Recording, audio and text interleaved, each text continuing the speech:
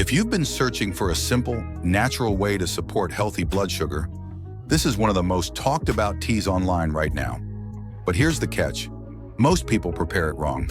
Today, I'll show you the exact 7-day recipe, precise measurements, and the best time of day to drink it for best results.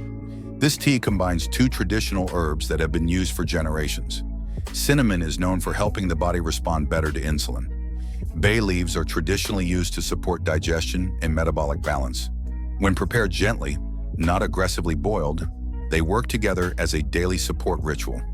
To make this tea, you'll need 3 dried bay leaves, 1 cinnamon stick, Ceylon preferred if available, 16 ounces or 2 cups of filtered water.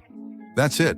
No powders, no sweeteners, no mixing multiple spices. Here is the step-by-step method.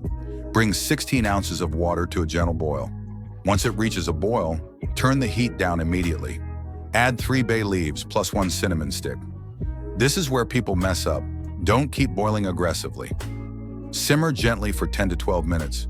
You want a slow infusion, not a harsh extraction. Turn off heat and let steep for 5 more minutes. This protects the beneficial compounds.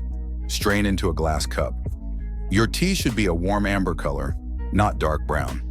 The best time to drink this tea is morning after your first meal or early evening, 30 to 60 minutes after dinner. Avoid drinking it on a completely empty stomach. Drink 1 cup per day, follow for 7 consecutive days, then take 2 to 3 days off. More is not better.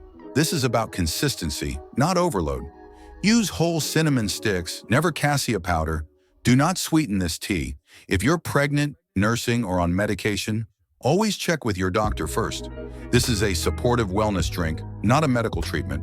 Simple ingredients, the right method, and a routine your body can actually work with. Save this recipe, try it for 7 days, and follow for more natural wellness guides.